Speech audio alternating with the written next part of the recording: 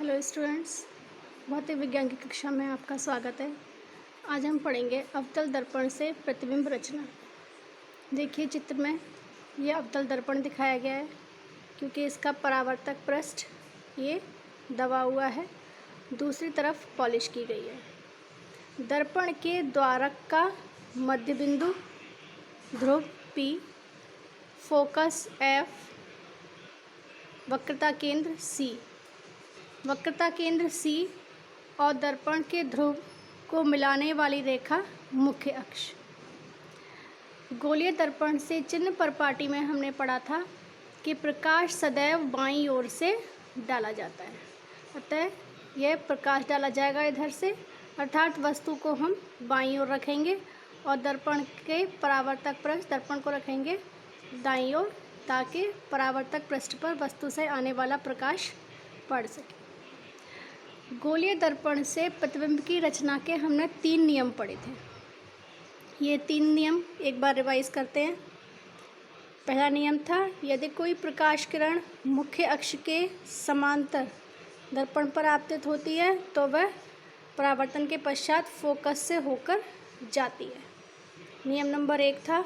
नियम नंबर 2 क्या था? यदि कोई प्रकाश किरण फोकस से होकर दर्पण पर आपतित होती है तो परावर्तन के पश्चात मुख्य अक्ष के ये समांतर हो गई।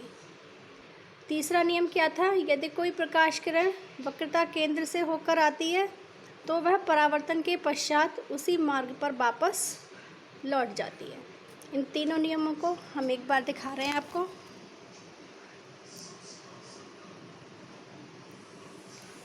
अवतल दर्पण,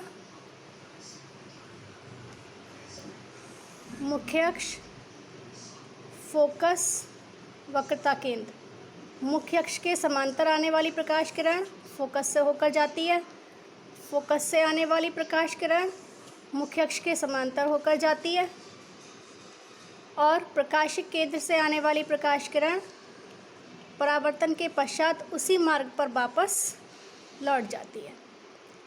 ये तीनों किरणें हमने आपको दिखा दी। इसमें मुख्य अक्ष के समांतर आने वाली प्रकाश किरण फोकस से होकर जाएगी, फोकस से आने वाली प्रकाश किरण मुख्य अक्ष के समांतर जाएगी, वक्रता केंद्र से होकर आने वाली प्रकाश किरण उसी मार्ग पर वापस लौट जाएगी। ये तीनों नियम रिवाइज कर लिए।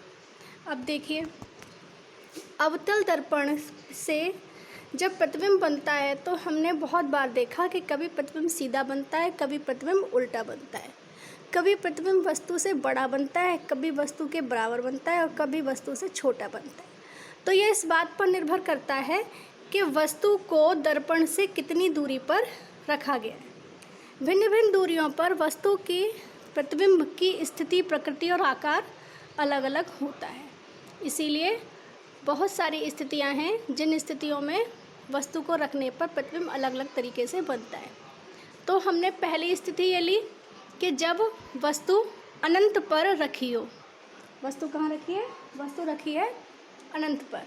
तो देखिए, ये अवतल दर्पण वस्तु अनंत पर रखी है, अर्थात बहुत दूर रखी है। वस्तु है ये AB, ठीक है। वस्तु से एक कोई प्रकाश किरण मुख्य अक्ष के समांतर आई और यह परावर्तन के पश्चात फोकस से होकर निकल गई। वस्तु से दूसरी प्रकाश किरण भी मुख्य अक्ष के समांतर आएगी। जब वस्तु अनंत पर आती है तो जब वस्तु अनंत पर होती है तो उससे आने वाली प्रकाश किरणें आपस में भी समांतर होती हैं। तो एक और ये समांतर प्रकाश किरण आई, मुख्य अक्ष के पश्चात फोकस से होकर गई। तो अब ये दोनों परावर्तित किरणों ने फोकस पर एक दूसरे को प्रतिच्छेद किया, एक दूसरे को काटा। तो अब प्रतिबिंब कहाँ बनेगा? फोकस पर बनेगा, ठीक है। तो देखिए, इसकी स्थिति, प्रकृति और आकार क्या है? जब वस्तु अनंत पर रखी है तो इसकी स्थिति है फोकस पर। प्रकृति कैसी है? प्रकृति उल्टा व वास्तविक। ये दोनों किरणें वास्तव में एक दूसरे को प्रतिच्छेद कर रही हैं, इसीलिए प्रतिबिंब वास्तविक बनेगा। जो प्रकाश किरण ऊपर है वह नीचे की तरफ गई है और जो प्रकाश किरण नीचे थी वह ऊपर की तरफ गई है। तो प्रतिबिंब कैसा बनेगा? वस्तु से तो प्रतिबिंब उल्टा बनेगा और इसका आकार होगा वस्तु से बहुत छोटा। दूसरा केस लेते हैं, जब वस्तु वक्रता केंद्र C के परे रखी हो। देखिए ये वक्रता केंद्र सी, इसके परे वस्तु को रखा गया है, वस्तु स्मॉल ए स्मॉल बी। हमने इसके शीर्ष से एक प्रकाश किरण मुख्य अक्ष के समांतर आई, परावर्तित होकर फोकस से होकर गई।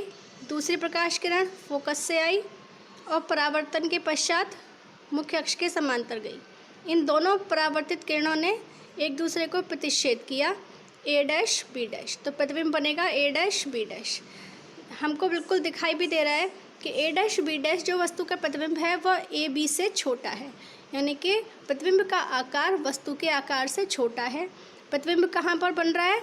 वक्रता केंद्र और फोकस के बीच बन रहा है, वस्तु से छोटा बन रहा है और प्रतिबिंब उल्टा बन रहा है। जो शीर्ष से आने वाली किरणें कहाँ पर इकट्ठी हुई हैं? बी डैश पर इकट्ठी हुई हैं। ठीक है, इसका मतलब प्रतिबिंब उल्टा बनेगा। तो देखें इसकी स्थिति, प्रकृति और आकार। इसकी स्थिति कहाँ पर है? वस्तु रखी थी हमने सी के परे रखी थी, तो प्रतिबिंब की स्थिति फोकस व वक्रता केंद्र के बीच। प्रकृति कैसी है इसकी? उल्टा व वास्तविक। और आकार है वस्तु से छोटा। तीसरा केस हम ले रहे हैं जब वस्तु वक्रता केंद्र अर्थात सी पर रखी हो। ये देखिए उत्तल दर्पण, फोकस, वक्रता केंद्र पर हमने रखी वस्तु ए बी। तो क्या होगा? एक प्रकाश किरण हमने ली, इसके शीर्ष से आने वाली मुख्य अक्ष के समांतर परावर्तित होकर गई फोकस से, दूसरी फोकस से आई, परावर्तन के पश्चात मुख्य अक्ष के समांतर हो गई। तो देखिए प्रतिबिंब बना ए डैश बी डैश। ये दोनों के परावर्तित किरणें एक दूसरे को वक्रता केंद्र पर ही प्रतिच्छेद कर रही हैं। इसका मतलब क्या हुआ कि प्रतिबिंब कहाँ बनेगा? वक्रता केंद्र पर ही बनेगा। देखिए शीर्ष से आने वाली किरणें, बी से आने वाली किरणें कहाँ पर इकट्ठा हो रही है? नीचे। तो यानी कि प्रतिबिंब उल्टा बनेगा, वास्तव में प्रतिच्छेद कर रही है। प्रतिबिंब वास्तविक होगा और वस्तु का आकार समान होगा। ठीक है, तो देखिए अब ये इसकी स्थिति कहाँ है? वस्तु भी सी पर रखी थी और प्रतिबिंब भी वक्रता केंद्र पर ही बना है। इसकी प्रकृति उल्टा व वास्तविक और आकार कैसा है? वस्तु के बराबर। अगली स्थिति है जब वस्तु वक्रता केंद्र व फोकस के बीच रखी हो। अवतल दर्पण का फोकस और वक्रता केंद्र सी, इसके बीच में वस्तु को रखा है ए बी। वस्तु के शीर्ष से आने वाली मुख्य अक्ष के समांतर प्रकाश किरण परावर्तन के पश्चात फोकस से होकर गई। फोकस से आने वाली किरण परावर्तन के पश्चात मुख्य अक्ष के समांतर हो गई। दोनों किरणों ने प्रतिच्छेद किया बी डैश पर। बी से आने वाली किरणें कहाँ इकट्ठा हुई? बी डैश पर इकट्ठा हुई। ए से आने वाली किरणें सीधे सीधे चली जाएंगी। तो कुल मिलाकर सभी जो बिंदु हैं वो कहाँ पर आ जाएंगे? वस्तु ए बी के बीच के सभी बिंदु ए डैश बी डैश के बीच में आ जाएंगे। तो प्रतिबिंब बन गया ए डैश बी डैश। प्रतिबिंब ये कहाँ पर बना है? सी के परे बना है। हम ये भी कह सकते हैं कि यह प्रतिबिंब अनंत और वक्रता केंद्र के बीच में बना है। तो देखिए प्रतिबिंब की स्थिति कहाँ है? सी के परे। प्रकृति कैसी है इसकी? उल्टा व वास्तविक और आकार वस्तु से बड़ा। अगली स्थिति जब वस्तु फोकस पर रखी हो। देखिए ये फोकस पर वस्तु को रखा गया है। इसके शीर्ष से प्रकाश किरण मुख्य अक्ष के समांतर आई, परावर्तन के पश्चात फोकस से होकर गई। दूसरी प्रकाश किरण हमने कौन सी ली? जो वक्रता केंद्र से होकर आ रही है। ये ऐसे जाएगी, ऐसा लगेगा जैसे कि सी से होकर आ रही है, तो परावर्तित भी इसी मार्ग पर वो हो जाएगी। दोनों किरणें समांतर हैं, कहीं नहीं मिलेंगी, ना आगे न पीछे। ऐसा माना जा सकता है कि दोनों प्रकाश किरणें आगे कहीं जाकर अनंत पर मिलेंगी। तो इसके द्वारा जो प्रतिबिंब बनेगा वह बनेगा अनंत पर। इसकी प्रकृति कैसी होगी? उल्टा व वास्तविक और आकार वस्तु से बहुत बड़ा होगा। अगली स्थिति को देखते हैं। अगली स्थिति है जब वस्तु फोकस व दर्पण के बीच में रखी हो।